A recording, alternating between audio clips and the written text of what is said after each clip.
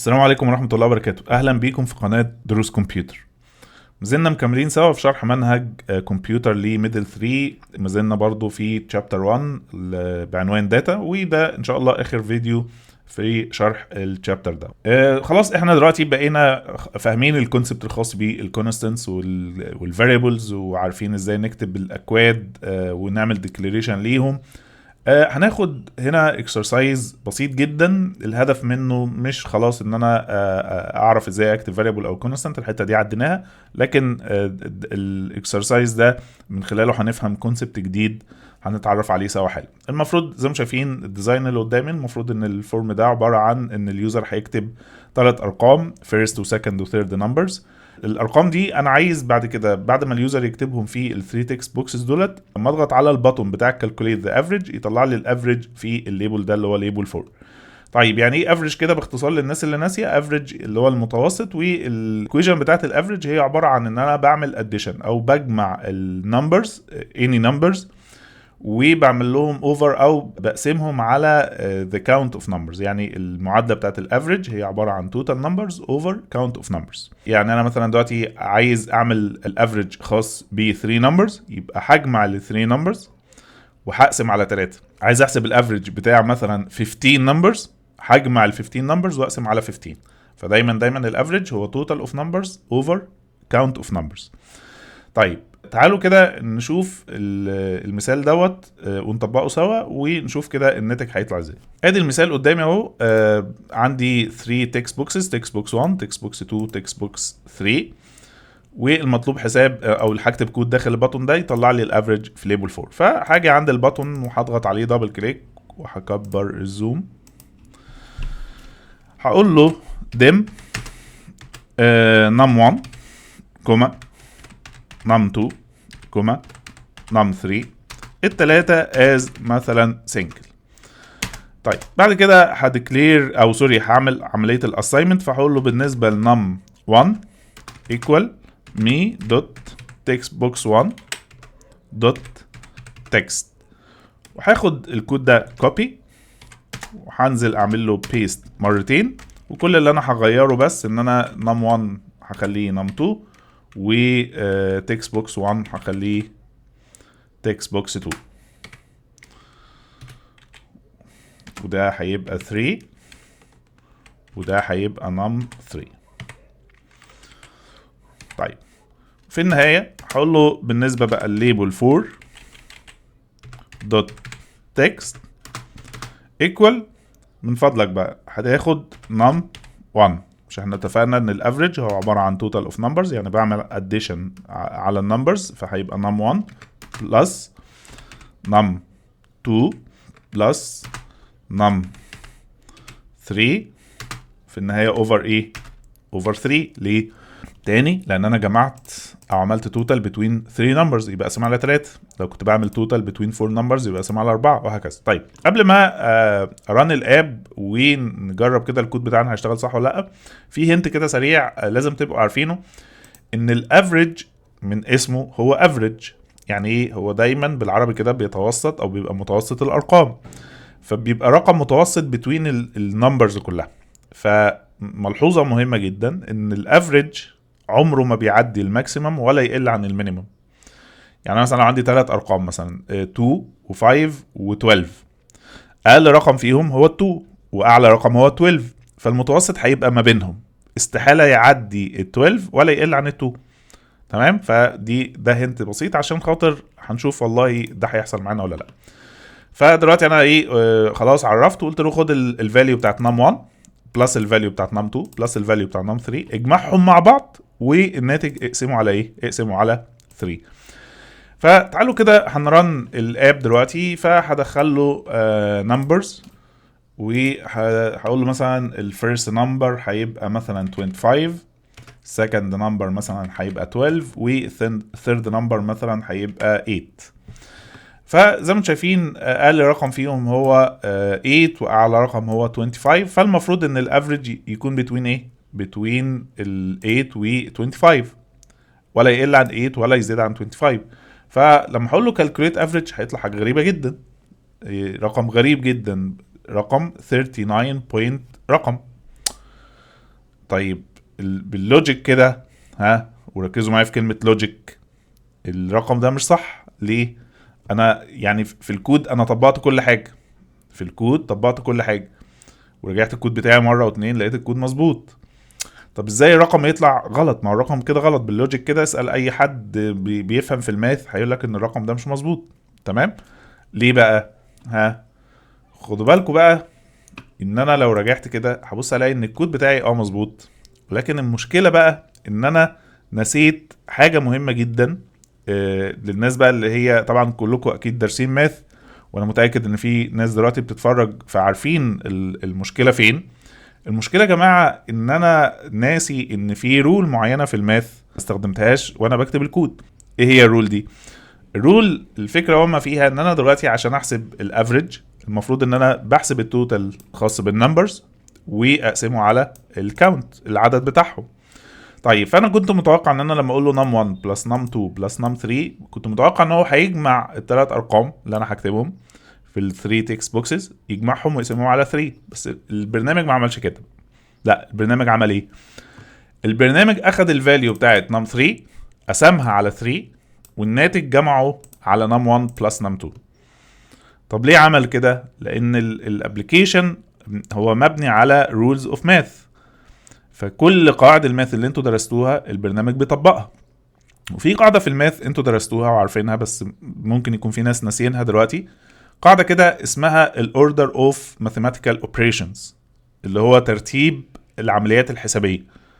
ايه ترتيب العمليات الحسابية؟ ترتيب العمليات الحسابية بمنتهى البساطة بيقول ان انا لما بستخدم multiple operations داخل نفس الايكويشن بيبقى فيه اولويات، بيبقى فيه priorities. تمام؟ الاولويات بتقول والله مثلا لو انت بتجمع او انت مثلا داخل نفس الايكويشن بتجمعي ما بين مثلا البلس او عمليه الاديشن زي ما انا عملت مع عمليه زي الديفيجن او المالتيبليكيشن، لا المالتيبليكيشن والديفيجن ليهم هاير بريوريتي، ليهم اولويه اعلى في التنفيذ. يعني ايه؟ يعني بالرغم ان عمليه الاديشن هي اللي انا بادئ بيها وفي النهايه بستخدم ديفيجن، لكن الماث بيقول ان الديفيجن ليه اولويه اعلى، هاير بريوريتي، فبالتالي هيتنفذ الاول. فعشان كده البرنامج راح منفذ لي الديفيجن الاول او الديفايد الاول، والناتج اللي طلع راح جمعه. طيب ازاي اوفركم الكلام ده؟ قال لي نفذ الاولويات، يعني البريوريتي عندك نفذها. طب انفذها ازاي؟ اللي دارسين ماث وعارفين الكلام ده عارفين ان اعلى بريوريتي خالص في تنفيذ العمليات الحسابيه هي الحاجه اسمها البارنثيسز، او اللي هي اللي انتوا بتقولوا عليها البراكت، اللي هي بس هي اسمها البارنثيسز اللي هي الاقواس يعني. تمام؟ فانا اي حاجه بتوين بارنثيسز ديت ايه؟ ديت ليها الموست هاير بريوريتي او الموست هاي بريوريتي او توب هاي بريوريتي. تمام؟ فبالتالي لو انا محتاج ان انا ادي بريوريتي اعلى لعمليه الاديشن تتنفذ الاول وبعد كده الديفيجن، يبقى احطها بتوين ايه؟ بتوين بارنثيسز. فهروح عامل شيفت 9 من الكيبورد عشان افتح البارنثيز، وحاجه في النهايه هقفل البارنثيز بالايه؟ برضو شيفت 0. خلاص يبقى انا كده وانس ان انا حطيتهم بتوين البارنثيسز يبقى انا كده ايه؟ اديتهم توب بريوريتي. فلما هاجي بقى اطبق تاني هقول له ايه؟ مثلا 25 8 12. دلوقتي بقى لما هقول له احسب الافريج هيطلع 15. رقم ايه؟ رقم لوجيك ما بين ال 12 وما بين الايه؟ 25. فهنا اللي حصل ان انا راح هو منفذ لي عمليه الاديشن الاول، والناتج اللي طلع قسمه على ايه؟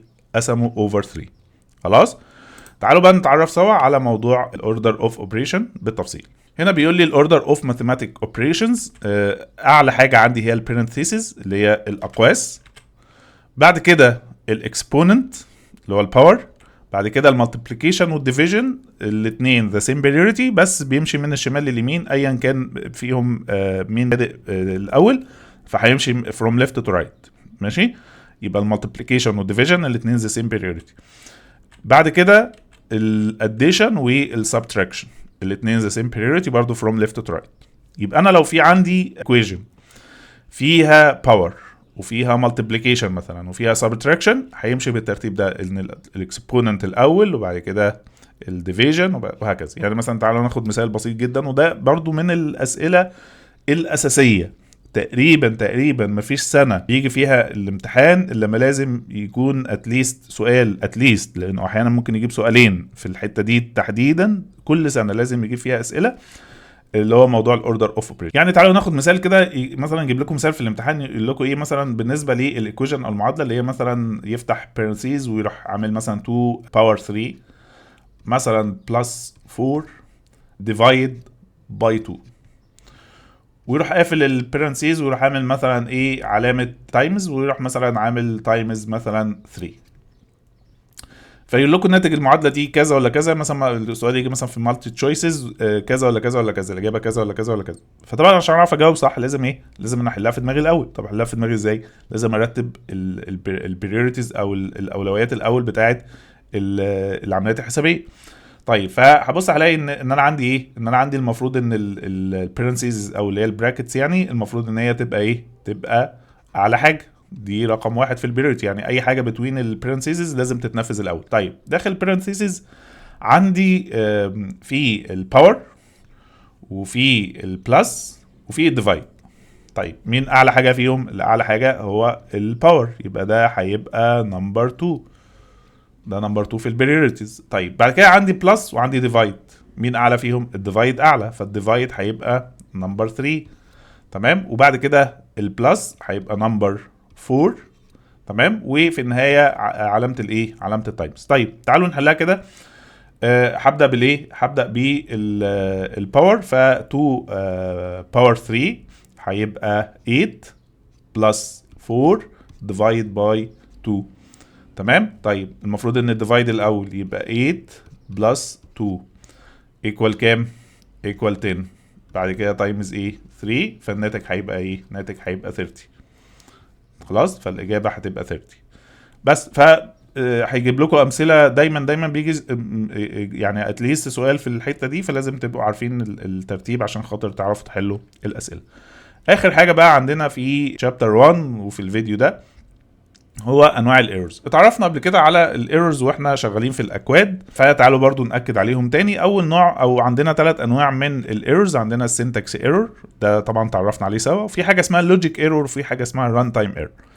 السنتكس ايرور ده شفناه سوا اكتر من مره لما كنا بنكتب الكود وبيحصل غلط في الكود، فكان بيطلع لي كده بيظهر لي خطوط تحت الكلام ولون احمر في الغالب، وبيطلع لي رساله ان انت عندك مشكله او كاتب الكود بشكل غلط.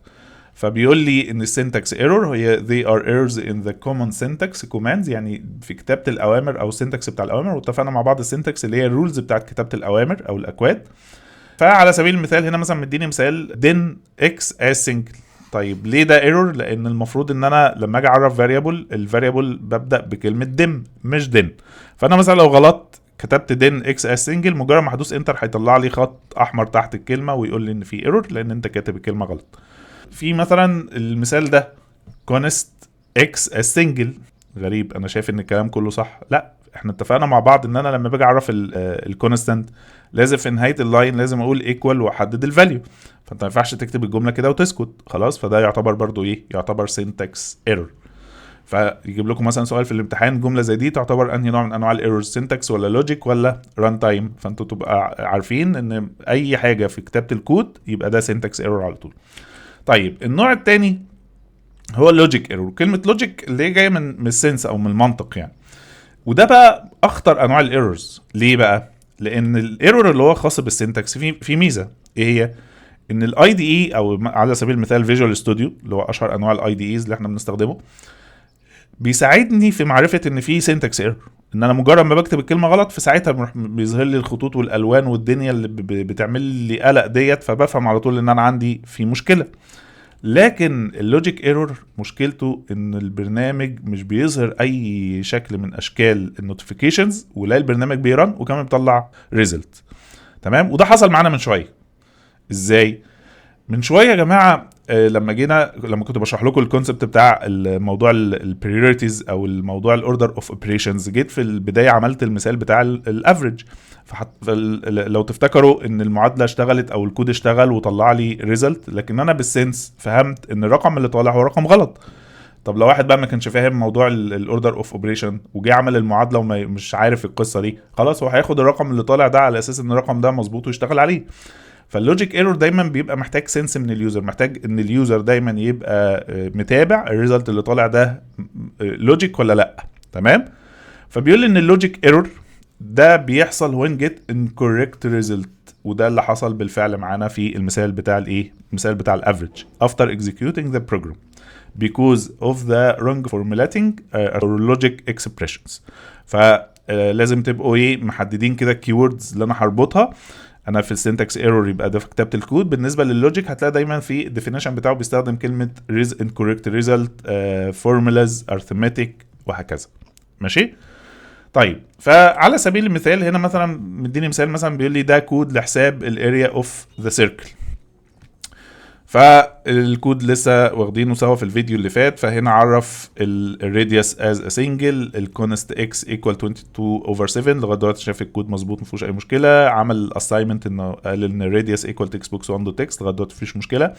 في النهايه الاوتبوت هيبقى ليبل 2 دوت تكست ايكوال اكس بلس راديوس باور 2.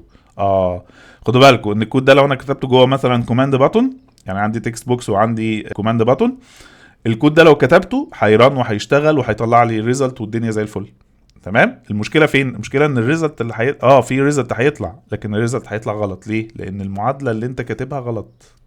المعادله اللي انت كاتبها غلط. فاكرين المعادله بتاعت الاريا كانت ايه؟ باي ار باور 2. فبالتالي هنا بقى بيشرح لي، بيقول لي ان انت بدل ما تعمل علامه التايمز استخدمت علامه الايه؟ علامه البلس. فطبعا ده معناه ان هو هيطلع لك ايه؟ هيطلع لك، مش هيطلع لك ايرور يعني هيظهر لك نوتيفيكيشن يقول لك انت غلط، لا، هيطلع لك ناتج. بس انت كيوزر المفروض ان انت لازم تدقق او تركز في الاوتبوت اللي طالع وتسال نفسك هو مظبوط ولا لا، هو لوجيك ولا لا. ماشي. بس فموضوع اللوجيك ايرور بيبقى محتاج فوكس اثناء الكتابه، ومحتاج برضو ريفيجن ان انا بريفيو اللي طالع دوت بشوفه مظبوط ولا لا. تمام. ممكن اخلي حد يراجع ورايا برضو. طيب النوع الاخير بقى من الايرورز اللي هو الران تايم ايرور. والران تايم ايرور ده انت كتبت الكود مظبوط، البرنامج اشتغل، بس وارد يحصل ايرور during the running of the program. ده بيحصل نتيجه مثلا ان انت بتبقى عامل مثلا مشاور على داتا تايب معينه واليوزر بيسبلاي incorrect values. يعني تعالوا مثلا ناخد مثال على الكلام ده. مثلا في المثال ده المفروض ان هنا ده تكست بوكس هكتب فيه نمبر وفي كود مكتوب فيه الباتون. لو بصيت للكود اللي مكتوب هبص الاقي ان هو عرف variable اسمه x واداله داتا تايب بايت. دي واحده من انواع الانتجر داتا تايبس. ولو تفتكروا كده لما كنت اتكلمت عن البايت قلت ان البايت من ضمن الحاجات اللي بتميزها ان هي ليها مينيمم وماكسيمم. المينيمم بتاعها 0 والماكسيمم بتاعها 255. يعني المفروض لو انا عرفت variable بداتا تايب بايت يبقى المفروض ان الفاليو اللي انا هتوقعها من اليوزر اي رقم بتوين 0 و 255. ما ينفعش يبقى يدخل لي رقم اكبر من كده. وقلت والله بالنسبه للفاريبل ده هاخد او يعني هحصل على الفاليو بتاعته من الداتا اللي هتكتب في تكست بوكس 1، ومن فضلك اظهر لي الفاليو بتاعت الاكس في مسج بوكس. فلو انا جيت عملت ران للاب، لو جه اليوزر مثلا دخل 25 ودوست على باتون 1 هيظهر لي الفاليو بتاع 25. لو قلت له مثلا ظهر لي 48 هيظهر لي 48. لكن لو اليوزر جه كتب مثلا 280 مثلا، ده رقم اعلى من 255. هنا بقى هيحصل ما يسمى به الران تايم ايرور، ان البرنامج كان شغال تمام بس اليوزر عشان عمل سبلاي ليه incorrect value، او المفروض ان اليوزر كان او البرنامج المفروض ان هو متوقع value between 0 and 255، فمعرفش يتصرف، راح مطلع لي حاجه اسمها ران تايم ايرور. ماشي. الران تايم ايرور هنعرف ازاي نتعامل معاه، نهندل القصه دي ان شاء الله في الشابتر اللي جاي باذن الله. خلاص. بس المهم يعني دلوقتي نبقى عارفين ايه ان في حاجه اسمها ران تايم ايرور وبيحصل ازاي. بيحصل during the running of the program. فده كده ايه شرح الران تايم ايرورز. يبقى احنا نبقى عارفين انواع الايرورز، ودي برضو انواع الايرورز تقريبا برضو بيجي فيها سؤال اساسي كل سنه في الامتحان. شابتر 1 يا جماعه يعني تشابتر مهم جدا ومحتاج مذاكره، محتاج تركيز. ولو انتوا عملتوا كده ان شاء الله يعني باذن الله باذن الله تبقوا ضامنين جزء محترم في الامتحان باذن الله. وبكده بقى اكون وصلت معاكم لنهايه شابتر 1 ونهايه الفيديو ده، واشوفكم على خير او نتقابل على خير ان شاء الله في الفيديو اللي جاي اللي هبدا فيه معاكم في شرح شابتر 2.